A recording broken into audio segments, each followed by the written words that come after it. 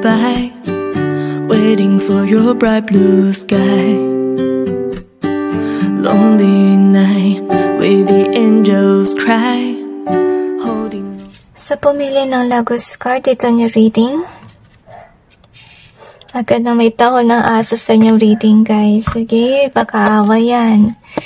Ngayon, tinan naman natin kung anong kailangan ng tutuparin ng Panginoon for you. So, baka gusto nyo ng peace.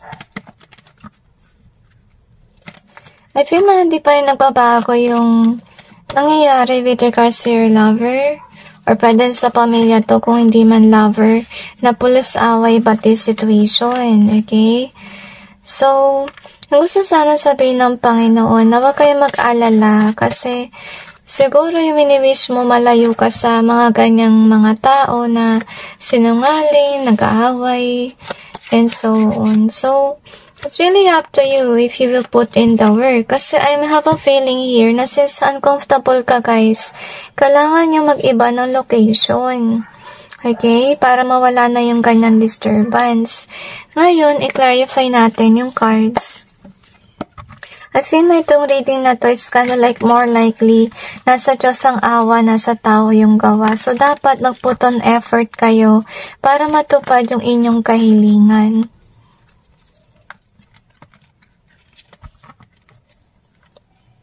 At pinabigyan kayo ng Panginoon ng stable na trabaho. At saka, wag niyong lusayin lahat ng pera kasi I think that God gave you those things para malayo kayo sa ganito. Kasi remember, kung ito yung kahilingan nyo, guys, sa kapalang action ng Panginoon, kung meron kayong something like money, or kaya savings is really important. Kasi kung wala kayong savings talaga, guys, walang mangyayari. Hindi naman kasi hayaan ng Panginoon na let's say naglayas kayo, pero nga ka. Okay, wala kang patutunguhan kung saan ka pupunta, wala ka rin pera, so mahirapan ka, diba? So kaya nangyari niya, nag-maintain ka sa ganitong situation kasi hindi ka pa wala pang sapat na money for you to be able to survive out there. So, sana maintindihan mo rin yung Panginoon, matindihan na natupad yung kahilingan mo na malayo sa ganitong sitwasyon. Ngayon, yung sasabihin ng Panginoon sa inyo, ito ngayon dapat mangyari na malayo ka sa mga negatibong tao na to. So, kaya kanila tinutukso kasi baka naman pressure ka na mayaman sila at ikaw ay konti pa lang yung kayamanan. So, wag kang ma-pressure sa kanila kasi pag na-pressure ka, nangyari niyan is baka bili ka ng mga bagay-bagay na may pagmamalaki mo para di ka natuksuhin. So, wag mo nang ganun, guys, kasi binigyan ka ng Panginoon ng trabaho, ng pera sana, okay, para malayo ka sa negatibong tao, para ma-meet mo na rin yung mga tamang tao sa iyong buhay. Ngayon, kung sakali man na stuck ka with regards sa yung environment, can be it's about family, kasi with the last being here, alam mo na sa sarili mo na parang wala kang patutunguhan sa ganitong sitwasyon.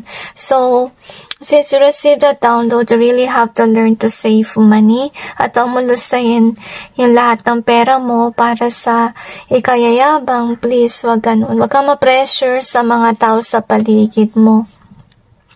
So, anyway, ina-encourage ka talaga ng Panginoon na malayo sa negatibong mga tao kasi patuloy yung ganitong unsettled energy na nasa-sense ko with regards to you. I feel na madalas ka na umiiyak sa nangyayari sa inyong buhay. So, ito yung gusto ng Panginoon. Since you have that dream, you have to go after it, okay? At saka umiwas ka na masyado ka maging binayad mo na yung sarili mo sa mga tao sa paligid mo. Because first of all, I feel na yung kasi naman yung mga tao sa paligid mo, sila ay karmic yung vibe nila eh. Okay, so wag ganito, wag kang mag-stick around sa mga maling tao kasi ano mangyari sa buhay mo, hindi ka may successful kung nakastick ka lang sa mga maling tao. At saka gusto ng Panginoon na mag-trust ka sa Kanya, na i-let go mo yung mga taong yan, kasi dahil sa kanila din, kaya ka stagnant at hindi mo mag-go after kung ano yung gusto mong patunguhan sa inyong buhay. Ngayon, kaya kanilalayo ng Panginoon sa kanila dahil isa sa kanila siguro ay nangungulam sa iyo. At sa niyon, kaya until now, you're in a stagnancy period with regards sa iyong career or pwede rin with regards sa iyong relationship. Okay?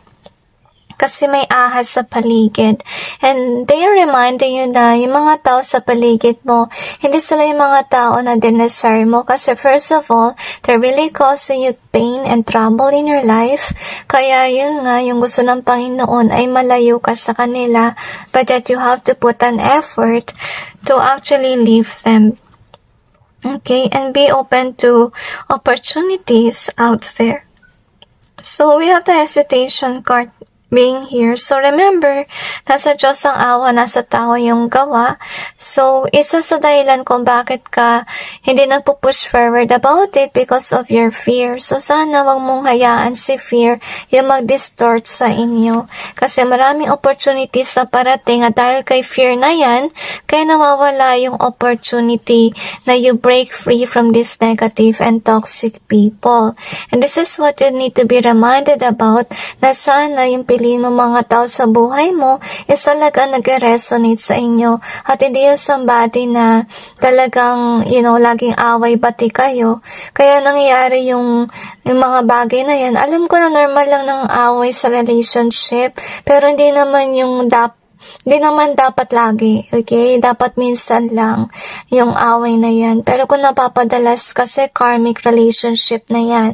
So, ito yung nire-remind sa inyo na hindi ka nag-resonate sa iyong tao. That's the reason why these things is happening to you.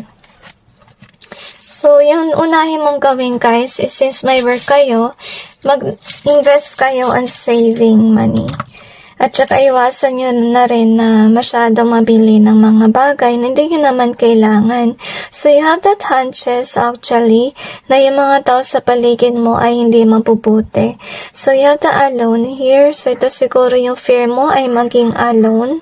So, umpisa mahirap, guys. But trust the divine. Once that you let go of the wrong people, magkakaroon ka ng mga tao na nag-resonate sa inyo. You also have the unique in either way. You also have the 10 here. So, yung gusto sabihin ng Panginoon, na i-end mo na masyado kang nag-hold on sa mga maling tao kasi hindi matitigil tong kaguluhan sa inyong buhay. So, you also have the charm here. If ever this is about relationship, guys, I feel na dapat mong matutunan is huwag ka mag-base sa kanilang charm. Kapag pumili ka ng tao, sana mag-base ka sa ugali at matutunan mo yung importansya ng mabuting ugali kaysa sa looks itself. So, you have the loss in either way, and we also have the work in either way. So, ito rin dapat mong malaman kaysa dahil sa mga negatibong tao na yan, kaya ka nawawalan ng work or ng opportunities dahil sila ay deceitful as we can see here. So, we got you are my sunshine in reverse. So, ito yung nararamdaman mo sa kanila na hindi sila nagbibigay sa'yo ng joy. Okay? Naalala ko tuloy yung, nakalimutan ko sila nagsabi nun eh. Basta yung about siya sa minimalist, yung madalas yung sinasabi, i-let go mo yung mga bagay na walang spark ng joy sa yung buhay. At saka na-sense ko rin, guys, na may blockage sa throat chakra. So, definitely, talagang pinipigilan ka rin ng Panginoon na magsabi lahat about sa nangyari sa iyong buhay. Kasi I feel na the more na sabihin mo, the more na may pipigil sa iyong gustong mangyari.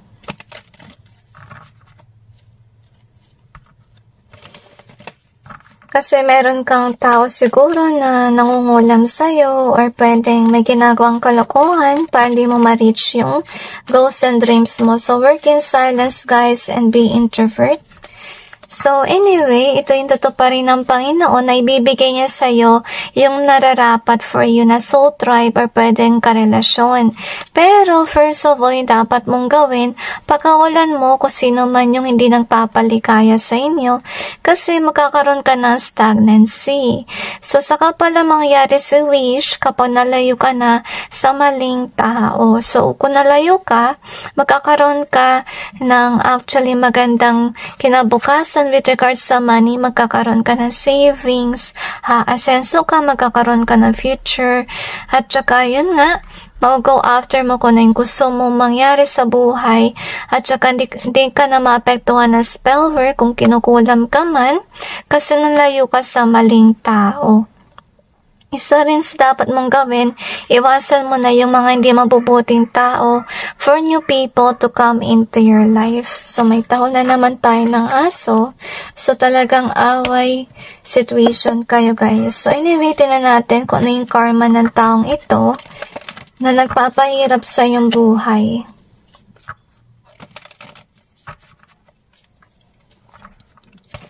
Puno ng tunog ang inyong reading. So may meaning yan. So, I think na isa sa karma ng mga taong ito, guys, magkakaroon sila ng blockage with regards sa kanilang throat chakra. Na-sense ko yan heavily. Okay, I feel passion spells as well. So, karma nila, guys, is ma-stuck sila sa maling tao. At saka, I feel na madidistort yung kanilang mind ng mga kasinungalingan or ng illusions. Akala nila yung taong ito ay mabuti, yung pala ay hindi. Kasi sama rin nila.